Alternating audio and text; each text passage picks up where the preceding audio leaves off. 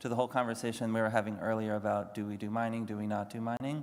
But the entire point is to say that this is something that's entirely possible based upon our forecast.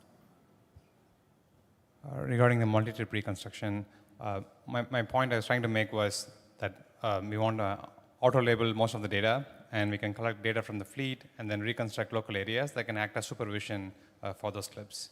Since we want to build a scalable self-driving system, we don't want to really rely on HT maps or anything, even though we could like trivially build something using the same technology. But this is mostly for auto-labeling, and this provides like precise 3D labels for all the video sequences involved in the reconstruction. Something that's, I don't know if we touched on this much, but in terms of training, we have one of the biggest neural net training systems in the world, and that we expect to increase that capability by an order of magnitude by the end of this year, and probably another order of magnitude by the end of next year, with some combination of NVIDIA and Dojo. So I'm not sure the scale of that is quite dawned on people. It's enormous. Maybe the final two questions, one from Alex and one from Chris. Okay, Alex Potter with Piper. So I definitely want to ask Drew or anybody else up there for an update on dry battery electrode, right? So if you're going to try to overcapacitize towards cells, scale a lot of this, clearly there's a lot of moving pieces and it's a complex sort of orchestra with the supply chain, but a lot of it comes down to dry battery electrode, at least to me. So how are you trending? That was the most fascinating part of the factory tour for me, and looking through that window and seeing that this is clearly not a science project, but anything that you're willing to disclose, yields, progress, where you are today versus where you thought you were going to be. Yeah, thanks.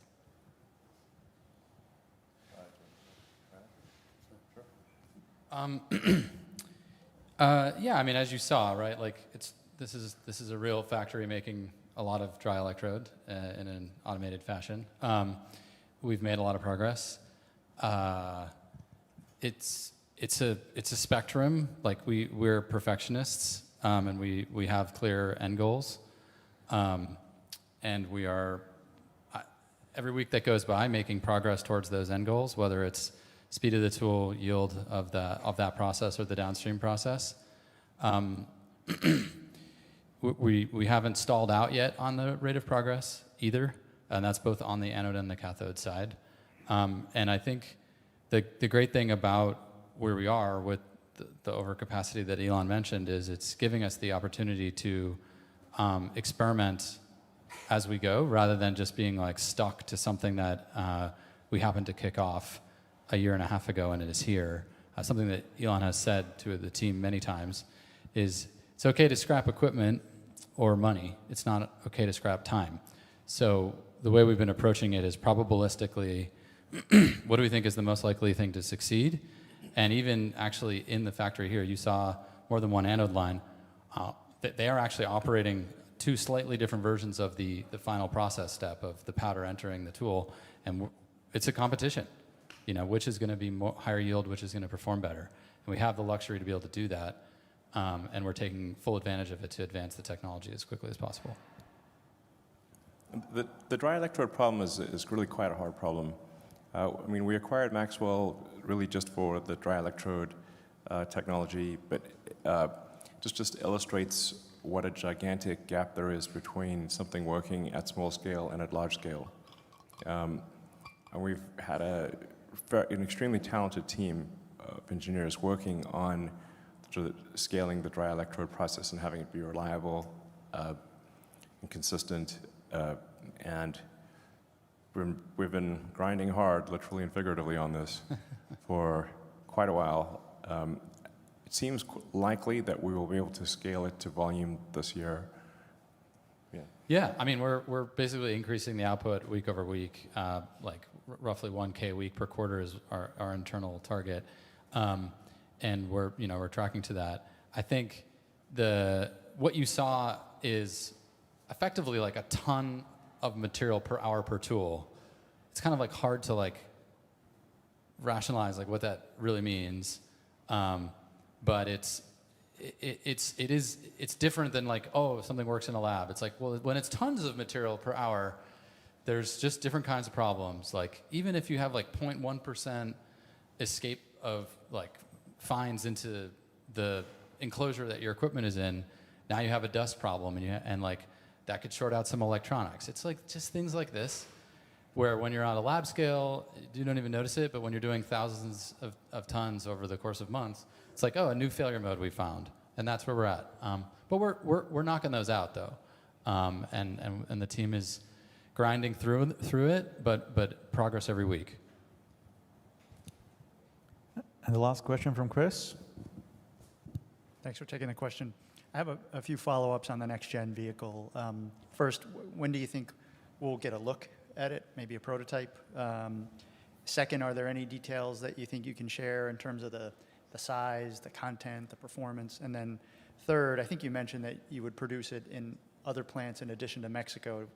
Should we take that to mean that you can launch it at an existing plant before you're finished constructing the new plant in Mexico? I think we'll actually have to probably decline that answer. We will have a proper sort of product event, but that would be jumping the gun if we were to answer your questions. Maybe another question, if there's, yeah. I don't know, anyone? Will Danoff? I have two questions. This has really been a very impressive afternoon. Thank you so much. Elon, I'm curious, as you've doubled and you'll double again, what you've learned about sort of managing a larger enterprise and what you might have to, do to manage a bigger enterprise. And then secondly, I'm curious on your thoughts on how, generative AI and, these rapid breakthroughs in AI in the last months could help you make cars sort of, less hard to make. Thank you. I don't see AI helping us make cars anytime soon. At that point, I mean,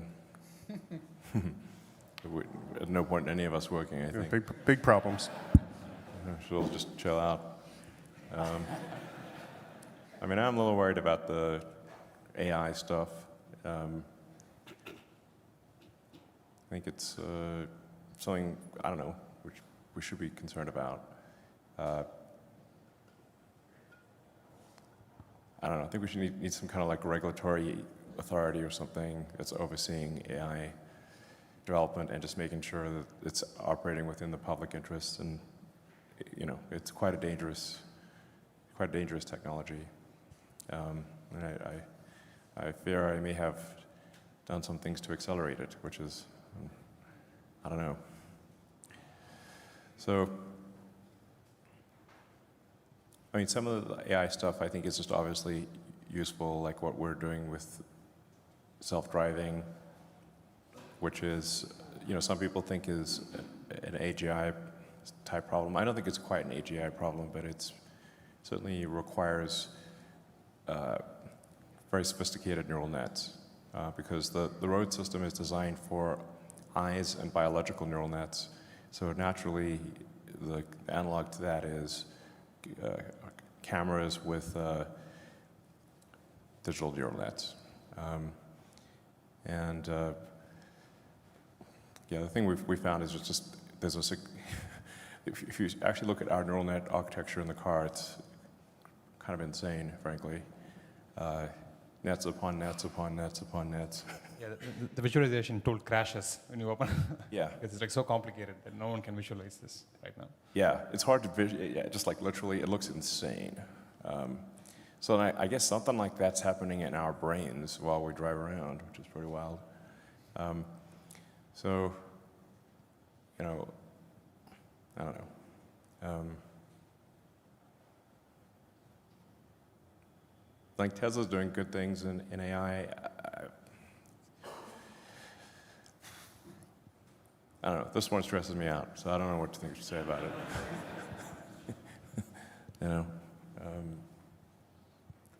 Okay, given it's 7 o'clock, I think that's all the time we have. Thank you very much for coming, and Thank you. I'll see you later.